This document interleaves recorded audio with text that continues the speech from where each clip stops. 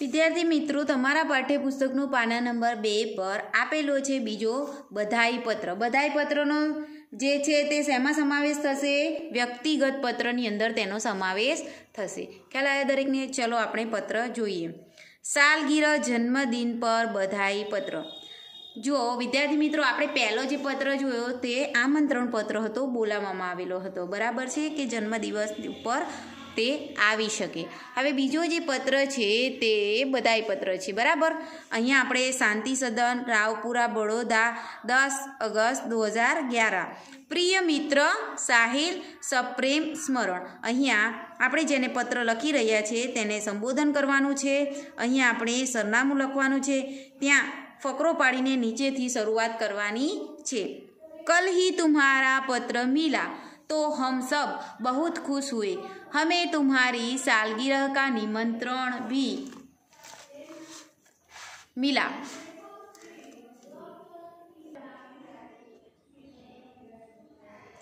और यह जानकर विशेष प्रसन्नता हुई कि कल ही तुम्हारी सालगिरह है। इधर माँ कुछ दिनों से बीमार रहती है और पिताजी को तो सुबह 10 बजे ही दफ्तर जाना पड़ता है। दर्शना को भी सुबह स्कूल जाना पड़ता है और वह तो है भी छोटी, इसी कारण घर का बोझ मुझ पर ही है। तमे जो कि पहलो पत्र जे हतो ते जन्मदिवस पर आमंत्रण आपेલું હતું। હવે જન્મદિવસ પર તમને કોઈએ પત્ર લખેલો હોય આમંત્રણ પત્ર તરીકે અને તમે જઈ શક્યા ન હોય તો તેના માટે પણ પત્ર લખી શકાય છે। તો એ પ્રમાણેનો પત્ર છે અહીંયા। अब तुम ही कहो यह सारा बोझ किसको सौंपकर तुमसे आ मिलूँ। तो एक क्षमा पत्र है कि हूँ आवी सक्यो नहीं, तुमसे कैसे आकर मिलूँ। मेरे दिल में तो बहुत होता है कि इस शुभ अवसर पर उड़कर तुम्हारे पास आ जाऊँ। मने तो बहुत थाय छे कि हूँ आऊँ अने तारा पत्र ने जोयो अने मने खूब ज आनंद थयो अने मारी इच्छा पण हती कि हूँ तारा जन्मदिवस पर आऊँ।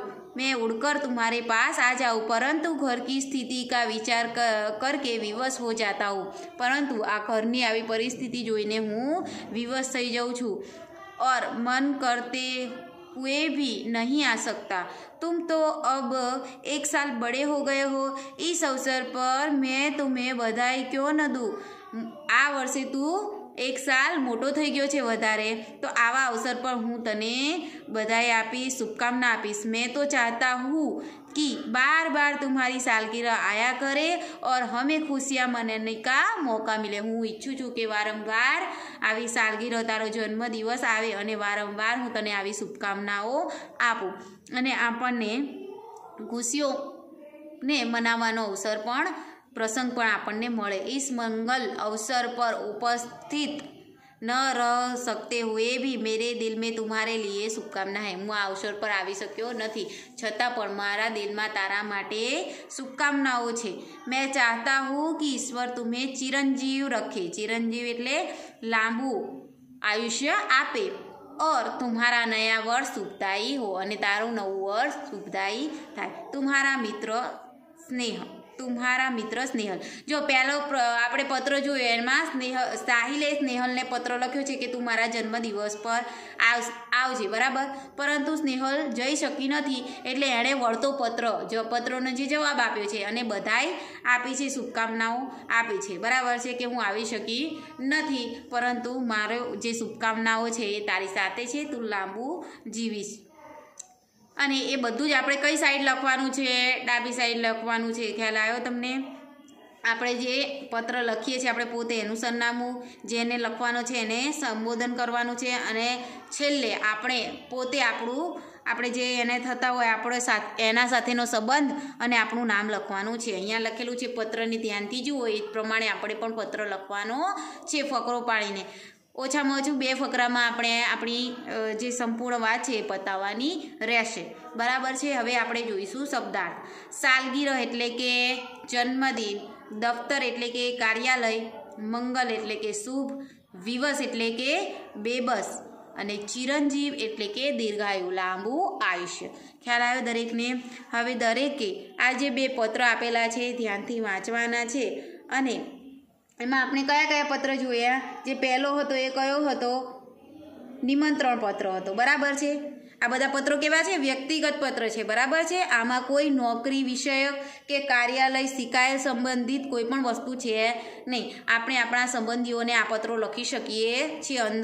અંદર આપણે બધાય પત્ર, નિમંત્રણ પત્ર, અનુમતિ પ્રાર્થના, આવા બધા પત્રો છે।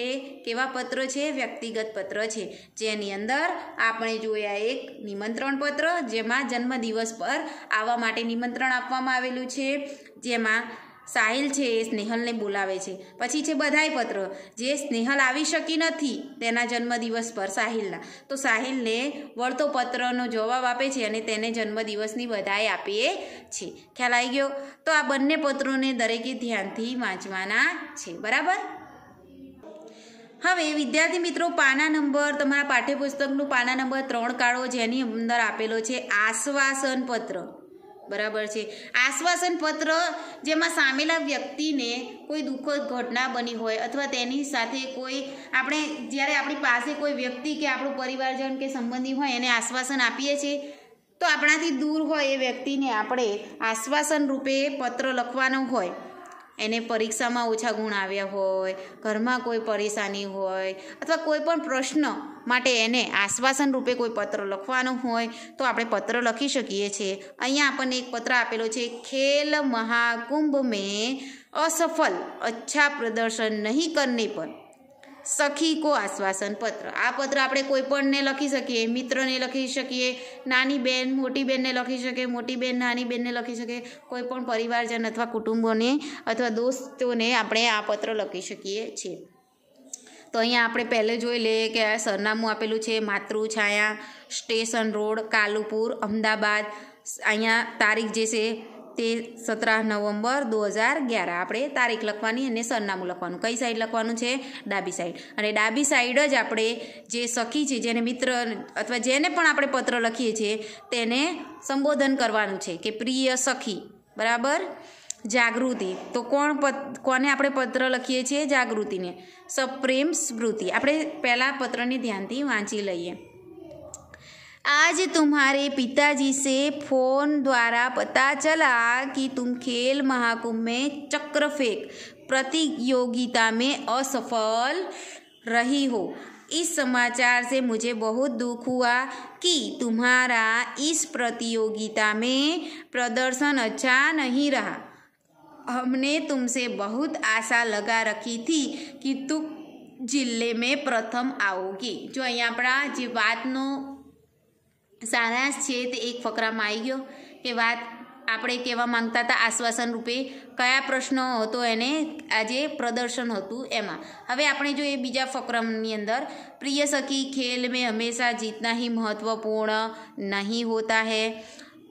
अब जो कुछ होने वाला था वो हो गया है, इसलिए उसका शोक न करना चाहिए और इस असफलता से निराश भी न होना चाहिए। असफलता भी सफलता का सोपान है।